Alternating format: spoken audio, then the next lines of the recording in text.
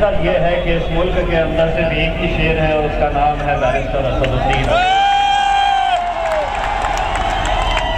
हम तो मजलिस के अदने से छोटे से सिपाही है जो असदुद्दीन साहब का जो ख्वाब है वो ख्वाब की ताबीर करने के लिए दिन और रात हम मेहनत करते हैं। आज यहाँ पर इतने सारे लोग जो इकट्ठा हुए हैं वो इस बात की गवाही दे रहे हैं कि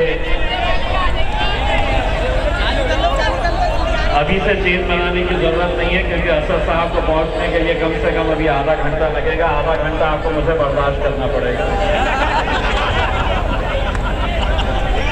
दोस्तों, लड्डन भाई के इस इलेक्शन में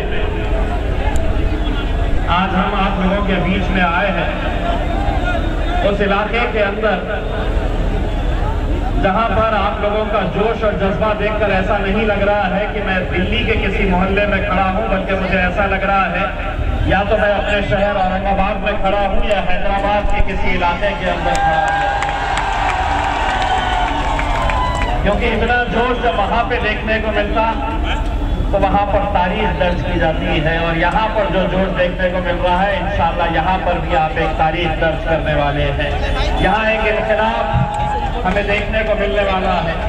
मुझे पूरा यकीन है कि आप लोगों ने जो मजलिस इत्तेहादुल मुस्लिमीन के ऊपर इतने सालों से अपनी मोहब्बतों से नवाजा है।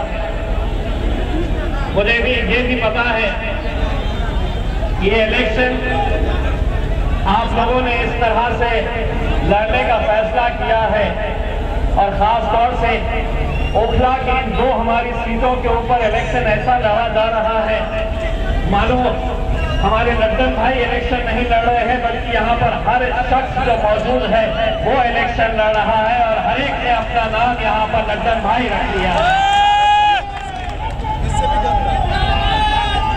दोस्तों, ये इलेक्शन महज एक महानगर पालिका का इलेक्शन है, लेकिन जैसे अभी हमारे एक नौजवान साथी ने बताया है, अगर हमने ये आज़्म कर लें, अगर हम ये तय कर लें कि हम एक ताकत बनकर खड़े रहेंगे, एक साथ मिलकर आएंगे और इतने सालों तक जिन लोगों ने हमें रबर स्टैंप बनाकर रखा है कि हर 5 साल के बाद वो आएंगे, आपसे कहेंगे वोट डालो, आप डालते गए, नतीजा ये हुआ कि पार्लियामेंट के अंदर वो जाकर बैठ रहे, विधानसभा के अंदर वो जाकर बैठ रहे, एनसीडी के अंदर वो जाकर बैठ रहे और हम क्या कर रहे?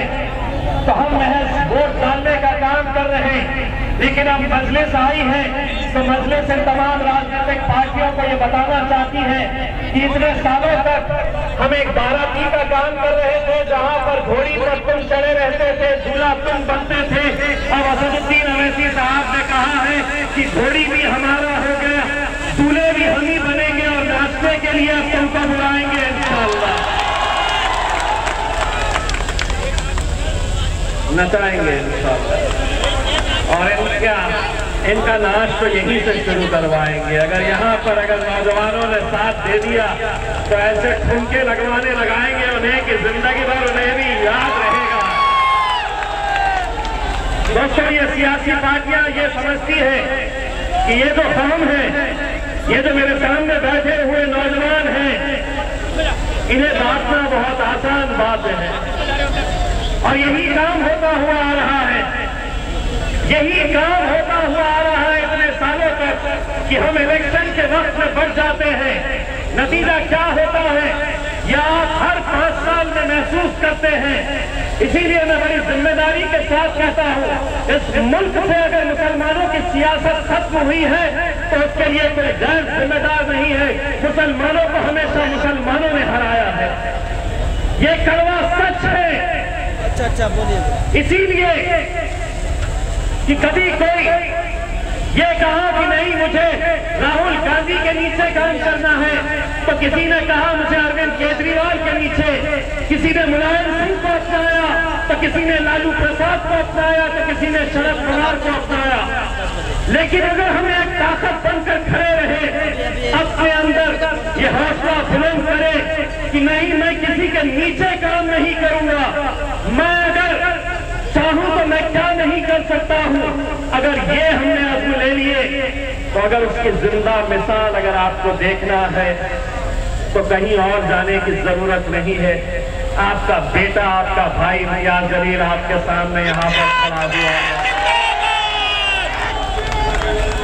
जब खड़े रहे तो वही बात दोहराते थे कि एमआईएम वोट काटने के लिए आई है। एमआईएम, अरे ये भाजपा की बी टीम है। एमआईएम आई है, बीजेपी जीत जाएगी। एमआईएम आई है, सिर्फ वोट काटने के लिए ये जीत नहीं सकते हैं। यही हम सुनते आते हैं और आज भी सुन रहे हैं। लेकिन उन तमाम लोगों को मैं ये पैगाम देना चाहता हूं कि अगर हम एक लोकसभा का इलेक्शन अगर जीत सकते हैं, और वो भी कैसा, मैं नौजवानों से ये कहूंगा कि YouTube के ऊपर जाकर कभी देखिए। मैं आज भी उस दिन को तस्वीर करता हूं, याद करता हूं, तो रोड पे खड़े हो जाते हैं। रमजान का दिन रोजे की हालत में सहरी करके नौजवान लड़के दिन भर काउंटिंग स्टेशन के सामने बैठे रहे, दिन भर इस उम्मीद के अंदर बैठे रहे कि मेरा भाई यहां से जीत कर आएगा। आपने वोट नहीं दिया मुझे, लेकिन यकीन मानिए, पूरी जिम्मेदारी के साथ कहता हूं, मेरी जीत में आप लोगों का भी हाथ है। भले ही आपने वोट नहीं दिया है, लेकिन दुआओं के लिए आपके भी हाथ उठे थे, आपने भी दुआएं किए थे। मुझे आज भी वो मंजर याद है जब असर के वक्त सुबह से इम्तियाज जलील 2000, 3000, 4000 की लीड से आगे चल रहा। असर के वक्त 5000 की लीड से शिवसेना जब आगे हो गई, 30 साल से जब शिवसेना हमें सताती थी, अपने झंडे लहराती थी, हमारे इलाकों में आकर भगवा रंग हमारे ऊपर फेंकती थी। रमजान का वो दिन तस्वर करिए, शिवसेना जैसे ही 5000 की लीड से आगे आ गई, उन्होंने पटाखे बजाना शुरू कर दिए, मिठाई बांटना शुरू कर दिए, जश्न मनाना शुरू कर दिए। मैंने उस दिन अल्लाह से गिड़गिड़ा कर ये दुआ किया था कि अल्लाह ये जीत इम्तियाज जलील के लिए नहीं, इन रोजेदारों ने जो दिन भर तेरे लिए तेरे सामने इबादत की है, उनको इस मुबारक महीने के अंदर मायूस मत करना मेरे अल्लाह। मैंने गिड़गिड़ा कर उस दिन दुआएं मांगी।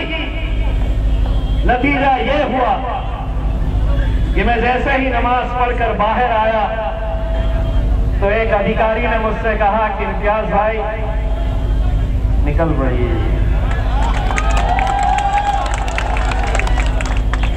मेरे भाइयों, एक लोकसभा का इलेक्शन इस मुल्क के अंदर जीतना कितना मुश्किल होता है, ये सभी राजनीतिक पार्टियां आपको बताते आए हैं। लेकिन मैं आपको बताऊंगा, ये एमसीडी का इलेक्शन है, एक इलाके का, कुछ गलियां, मोहल्ले का एक हिस्सा, एक शहर का एक छोटा सा टुकड़ा।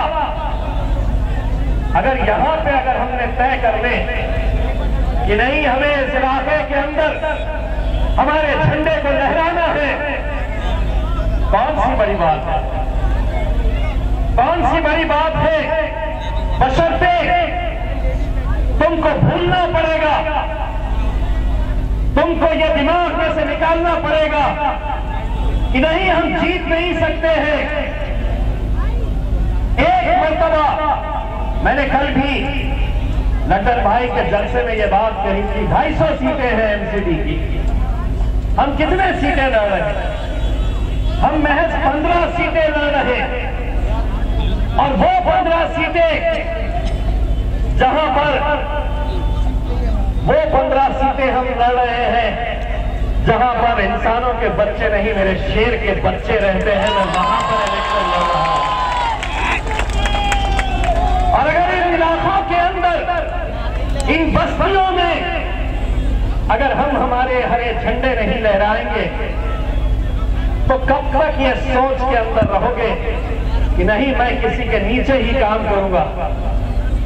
अरे अल्लाह भी उनकी मदद करता है जो मेहनत करता है। तुम्हारा काम है शिद्दत से मेहनत करो, जीत और हार का जो भी फैसला है कहो कि मैं अपने रब पर छोड़ता हूं, मैं सिर्फ मेहनत करूंगा, शिद्दत से मेहनत करूंगा। आज इस मुल्क के हालात से क्या आप वाकिफ नहीं है? क्या आप जानते नहीं है इस मुल्क के हालात? और क्यों मुल्क के बारे में सोच रहे हैं? तुमने तो दिल्ली देखी है, तुमने तो दिल्ली को जलते हुए देखा है, नौजवानों को जेलों में ठूसते हुए देखा है। लेकिन अब भी अगर कोई उन जमातों के साथ जा रहा है जिन्होंने तुम्हारे पीठ में खंजर भोंकने का काम किया है, कहां चले गई हमारी इंसानियत? वो लड़का जो आज बेखुसूर होने के बावजूद जेल में बंद है, उसके लिए कोई गैर जिम्मेदार नहीं है, कोई पुलिस जिम्मेदार नहीं है, तुम और मैं जिम्मेदार हो। इसलिए कि कानून भी जानता है, पुलिस जानती है कि हम कभी भी किसी को भी उठाकर लेकर चले जाएंगे। इनके लिए आवाज उठाने वाला कौन है? कौन आवाज उठाएगा? अरविंद केजरीवाल, राहुल गांधी, मुलायम सिंह उठाएगा? कौन उठाएगा? कौन उठाता है? नाम बोलिए, मुझे नहीं पता। नाम पता है, उसके बावजूद भी क्या वजह है कि आज जो असदुद्दीन अवैसी गुजरात की सड़कों के ऊपर दिन और रात मेहनत कर रहा है। आप सुबह से आपकी दिल्ली में 6 जलसे यहां पर अगर असदुद्दीन अवैसी साहब कर रहे हैं तो आपको क्या लग रहा है कि असदुद्दीन अवैसी साहब यहां पर आकर इलेक्शन लड़ेंगे?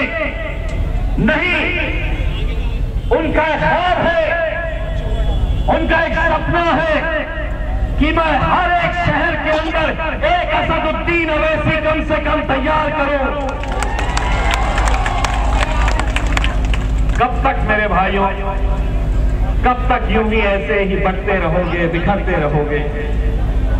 कब तक? इलेक्शन के वक्त बहुत पैसा बांटा जाता है। मुझे मालूम है कि इन इलाकों के अंदर भी जितने उम्मीदवार हैं, और इतना तो तय है, आज की सभा देखने के बाद बोरिया बिस्तर लपेटो और घर को चलो, ये तो तय होने वाला। लेकिन जब पैसा बढ़ता है तब क्या होता है, उसकी एक मिसाल जो मैं कई मर्तबा कई जलसों के अंदर देता हूं, और मैं थकता नहीं हूं ये बोलते हुए, क्योंकि मुझे ये बताना जरूरी समझता हूं। वरना ये समझते हैं कि मुसलमानों को पैसा बांटो, पैसा फेंको, खरीदो इन्हें और इन्हें बांटने का काम करो।